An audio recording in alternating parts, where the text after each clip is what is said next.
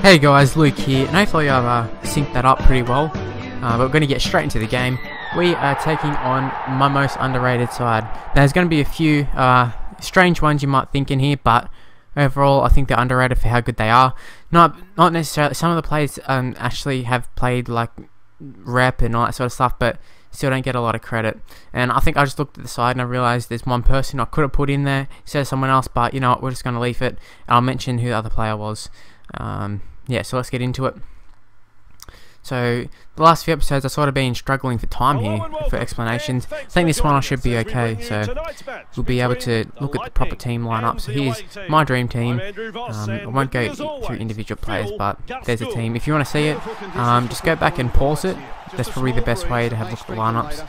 And even if you can't bother watching the whole video and stuff, just pause right here, or not right here, but when everybody's loaded up. So you've seen the team there. Let's go through them individually. So at the back we have Michael Gordon. Now last week against the Cowboys he was outstanding, and I think overall in his whole career he's been a very underrated player, whether he's been on the wing or whether he's been a fullback.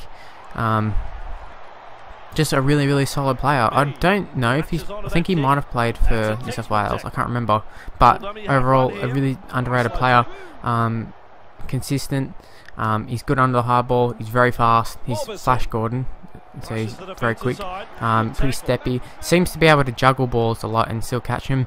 So he has like good things. And I think if he played at any other team but the Sharks in Sydney, actually no, that's wrong because he played at Panthers. But if he played for the Roosters, everybody would chalk him up as being so good.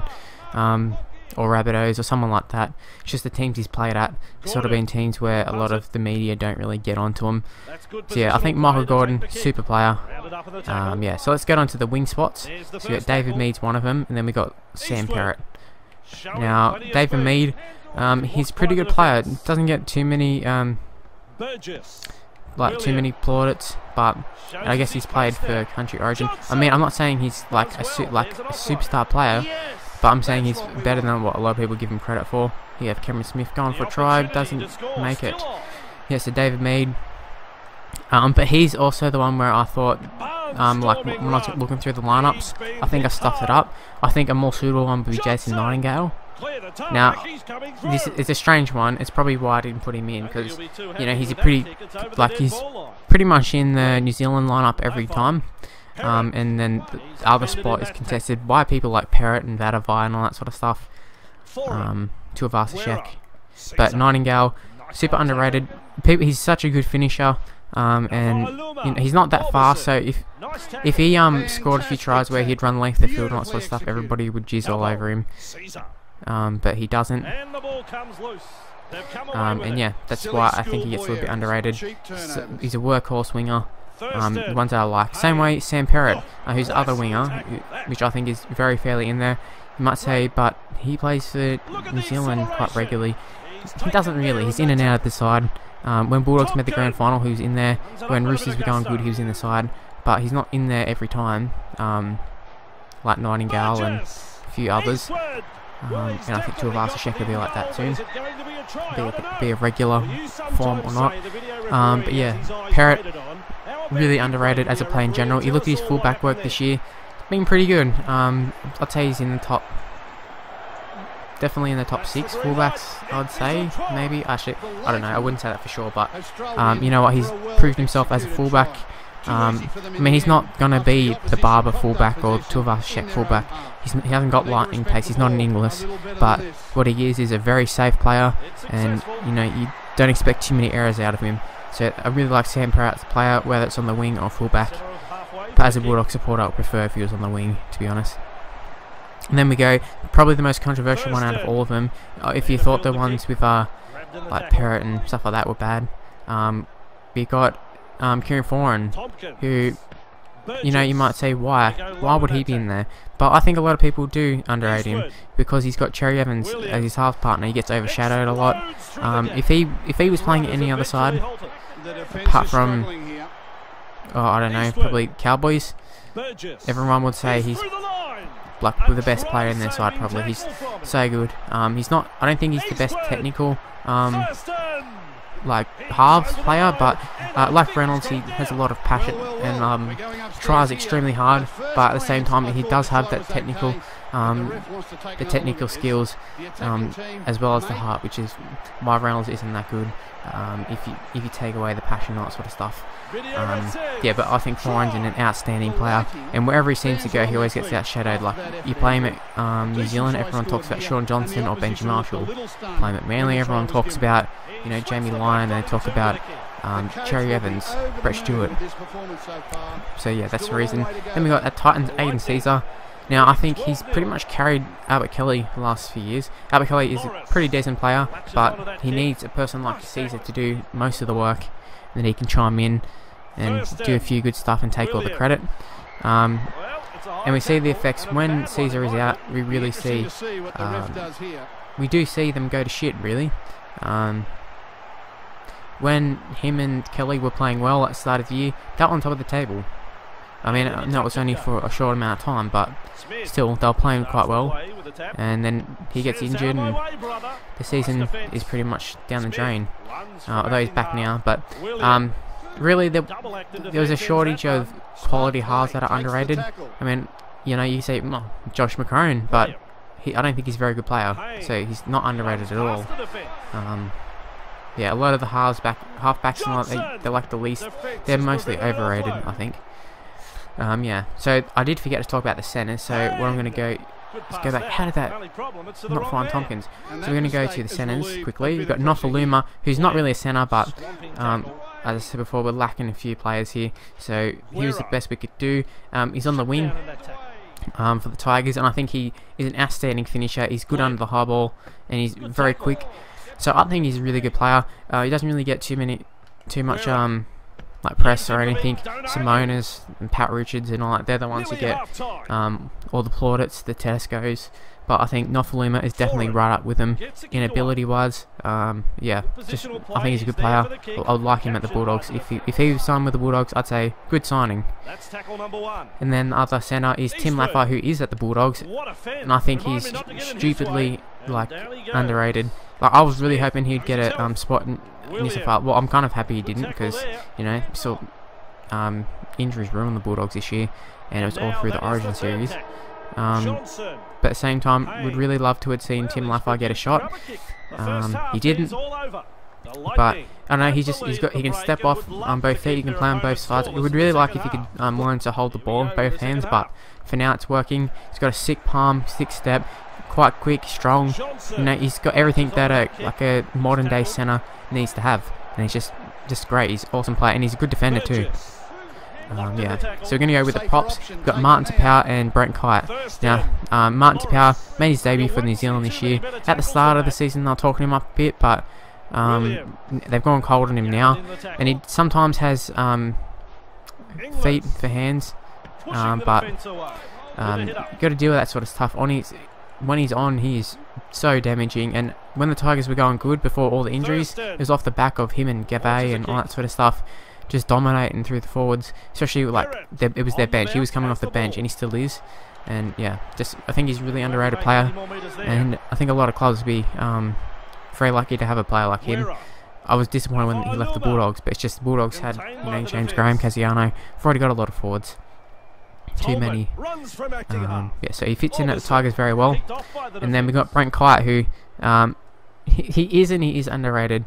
People think he's a decent player. He's played for Australia. He's played for New South Wales a lot of the times, but he's never someone who, when you mention, you know, being a really top prop, especially right now, people don't think of Brent Kite being that good. I think he's sort of past it. I don't think so. I think at the Panthers he's one of their most valuable players. He's out with an injury right now, and you know, they need leadership. He brings leadership. He brings a lot of firepower to their side. Like, he runs really, he runs very hard, and get a decent offload away. And I don't think him leaving Manly was like Manly's choice particularly. He's just had no salary cap space. If they could keep him, they would have. And yeah, and I think had he stayed at Manly, people would not be saying he's over it and all that sort of stuff. So yeah, I think he's a good signing for Penrith, and I think he's very underrated for what he brings to the side currently. This is not a passing, this is right now. So then we go to the second rows and lock. So we'll start off with Alex Glenn and Mitchell Aubusson. Now, Alex Glenn, I think he's probably like the next in line to be captain at the Broncos, but from a lot of casual viewers, I think Alex Glenn's good, but you know, he's got Gillett and Friday all around him. People don't realise how good he is. I think he's an outstanding player, gets through a lot of work, and he's so versatile. He can play centre. I guess he could play at the halves probably. I just really like him as a player. He runs good lines, tackles well. He's played for New Zealand, and there's no coincidence, no mistake in, or was no fluke, I should say. That's what I was looking for. Come on, get there, Brett. I was going to say Josh, but that's Brett. Yeah, so Aubusson, a bit same as Glenn, except Aubusson he can play hooker and stuff as well. I guess they could both play hooker. Aubusson started out as a centre, I believe, with his brother. His brother was in the side all the time, and he wasn't really, but how quickly things turned around. Now, Mitchell Aubusson is the one who I think is criminally overrated. I was going to say overrated, but I meant to say underrated. He runs like probably one of the best. He's one of the best line runners in the comp, I would say. Yeah, super underrated player. If he was at any other club and he was performing how he was, he'd probably be one of their best players. That's just the fact that he plays in a stacked Roosters side, so he doesn't really stand out because, you know, you've got Sonny Bill right next to him who's doing the same thing. Come on, Sammy, get to it. He doesn't get to it, Jesus Christ. Then we got Aiden Guerra, which, you know, I'm just going to say same thing as Aubusson, although he's sort of getting recognised right now, but up until this year, underrated by far. Probably one of the worst underrated, well, sorry, not worst, but one of the most underrated players in the game. And also, I want to touch on thing. A lot of people are probably saying, "Where's Sean Fenton?" I think he's so overrated, it's not even funny. But we'll get to that in my overrated side. Oh, what a pickup! That was like perfect positioning by me. Hopefully, we can make it. Someone's coming here. I think it's David Mead. I'm not even sure who it is actually. So let's try. So we go onto the bench with Aiden Tolman, Josh Jackson, Brenton Lawrence, and Paul Vaughan. Start with Tolman, just a workhorse prop. He's probably, if I'd look at right now in terms of actual underrated stuff, not like a legit one, most legit would probably be Aiden Tolman. He hasn't played many rep games or anything. He gets through so much work. Like his work rate, he gets the same stats as James Graham, so that says something. And a lot of people talk up James Graham, and rightly so. But they look at his stats, but they look at Tolman as well, and people don't seem to look at his stats very often. And he takes the runs that nobody wants to take, which I think is a very important thing, and he still makes good meters. So then we move on to Josh Jackson. Now I think he's not very underrated anymore, but he was, you know, till like Phil Gould and all that seemed to have sort of gotten the bandwagon for him. Or Sean Johnson. I was hoping we could have got there. Shouldn't have passed. I should have just kept going. So Inglis. Yeah. So Josh Jackson. He's a good tackler. He can play centre and stuff at a pinch.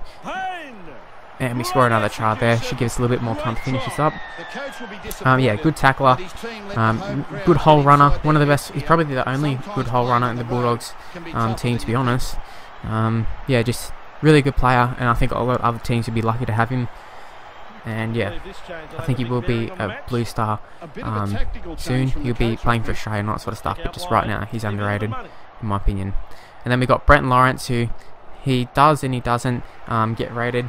I mean, he's not a superstar player, but I think he's definitely a pretty good player, and people don't really talk about him that much in terms of good props. And then Paul Vaughan, out of all the Raiders player, I don't rate any of them except for Paul Vaughan, and he always looks like a star playing in that forward pack. And it could be just the fact that all the other Raiders players are so bad that he looks so good. But yeah, definitely a player that I rate, and it's kind of weird because I don't rate the Raiders at all. But coming to the end of the episode, hopefully you liked it. We picked up a 24-0 win. Not that the game actually mattered that much. It's more just playing against the team. Although the results probably more what I was trying to look for. But yeah, if you enjoyed the video, hit the like button and subscribe to the channel, and leave in the comments who you think's underrated. and explain why I'm wrong with some of my decisions if you believe so. So yeah, I'll see you in the next episode, guys. Bye.